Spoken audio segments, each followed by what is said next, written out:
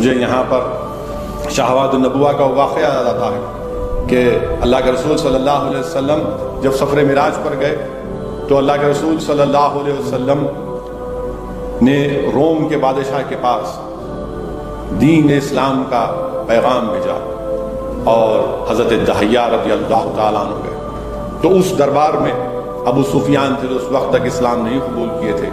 ابو سفیان نے روم کے ہرقول بادشاہ کے سامنے کہا کہ ان کے رسول محمد صلی اللہ علیہ وسلم کا واقعہ سنیے کہ وہ یہ دعویٰ کرتے ہیں کہ رات کے حصے میں اللہ نے ان کو مسجد حرم سے مسجد اقصیٰ لے کر گیا اور پھر وہاں پر انہوں نے تمام انبیاء اور رسولوں کی امامت کی. اس کے بعد اللہ نے ان کو سفر معراج پر بلایا. وہ تمام رسول اور انبیاء سے ملاقات کیے. اس روم کے بادشاہ کے دربار میں ایک عیسائی پادری تھا. اس نے چیخ مار کر کہا کہ میں نے اپنی آسمانی کتابوں میں پڑھا ہے کہ جب نبی اور آخر الزماں کا ظہور ہوگا تو یہ واقعہ لکھا گیا ہے. اس پادری نے کہا کہ میری ذمہ داری اس رات کی یہ تھی کہ مسجد اقصیٰ کے دروازے کو بند کرنا میری ذمہ داری تھی. میں نے بہت کوشش کی اس رات کو دروازہ بند کرنے کی مگر دروازہ بند نہیں ہوا. خیر وہ پادری کہتا ہے کہ میں جا کر سو گیا اور صبح اٹھا تو میں مسجد اقصیٰ کا دروازہ بند کیا, کھل رہا تھا. پھر میں دوڑا اس مقام پر جہاں پر آسمانی کتابوں میں لکھا گیا تھا کہ جب نبی آخر زماں آئیں گے تو وہاں پر ان کی سواری کو روکا جائے گا, باندھا جائے گا. تو میں نے وہاں پر اس سواری کے نشانات دیکھے. تب مجھے یقین ہو گیا کہ نبی آخر الزماں محمد رسول اللہ صلی اللہ علیہ وسلم آ چکے ہیں. اور وہ پکار کر کہتا ہے کہ سن بادشاہ, میں آج اس دین کو قبول کرتا ہوں اور اشہد ان لا الہ الا اللہ و اشہد ان محمد رسول اللہ کہتا ہے. میرے عزیز دوستوں اور بزرگوں, جب اللہ کے رسول صلی اللہ علیہ وسلم نے مشرکین مکہ کے سامنے سفر معراج کا ذکر کیا تو لوگ ہنسنا شروع کر دیے, مذاق اڑانا شروع کیے. اللہ کے رسول صلی اللہ علیہ وسلم سے سوالات کیے کہ بتاؤ محمد صلی اللہ علیہ وسلم مسجد اقصیٰ کیسی تھی. اللہ کے رسول صلی اللہ علیہ وسلم کے سامنے اللہ سبحانہ و تعالیٰ نے مسجد اقصیٰ کو رکھ دیا. اللہ کے رسول صلی اللہ علیہ وسلم نے مسجد اقصیٰ کی تمام چیزوں کو بتایا.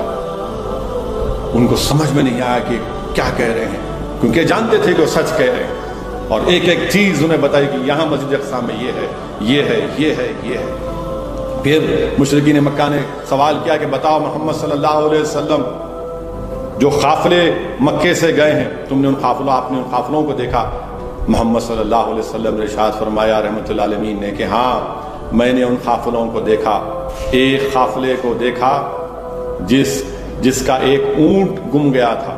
میں اس قافلے کی مشکیزے سے پانی پیا تو کسی قافلے والے نے کہا کہ محمد صلی اللہ علیہ وسلم کی آواز آتی ہے. اور رحمۃ اللہ علیہ صلی اللہ علیہ وسلم میرے آقا نے فرمایا کہ جب وہ قافلہ واپس آئے گا تم پوچھنا ان سے. تو مشرکین نے پوچھا کہ بتاؤ محمد صلی اللہ علیہ وسلم وہ قافلہ کب آئے گا. تو اللہ کے رسول صلی اللہ علیہ وسلم نے کہا کہ کل سورج طلوع ہونے سے پہلے وہ قافلہ مکے میں پہنچے گا. پھر پوچھا گیا کہ دوسرے قافلے کے بارے میں بتائیے. اللہ کے رسول صلی اللہ علیہ وسلم نے فرمایا کہ میں نے فلاں مقام روحا پر اس قافلے کو دیکھا اور براق کی تیزی کی وجہ سے اس قافلے میں اونٹ میں 2 لوگ بیٹھے تھے, دونوں گرے اور ایک زخمی ہو گیا. تم پوچھنا جب یہ قافلہ آئے گا کہ یہ بات سچ ہے یا نہیں. تو سوال کرنے والے مشرکین نے پوچھا کہ بتائیے محمد صلی اللہ علیہ وسلم یہ دوسرا قافلہ کب پہنچے گا.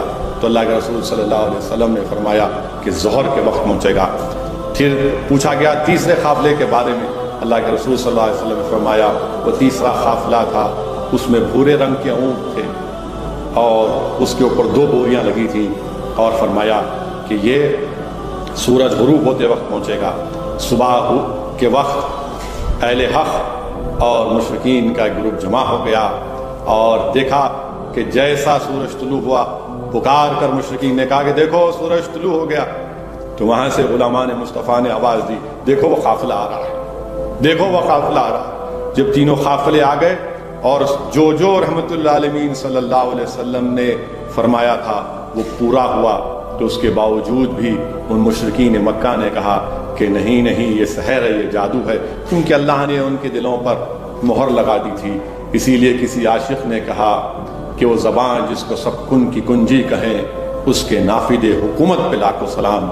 میرے عزیز دوستو، میرے بزرگوں، میری عزتدار ماں اور بہنوں، اللہ کے رسول صلی اللہ علیہ وسلم اللہ سبحانہ و تعالیٰ کا اپنے آنکھ سے اللہ کا دیدار کیا۔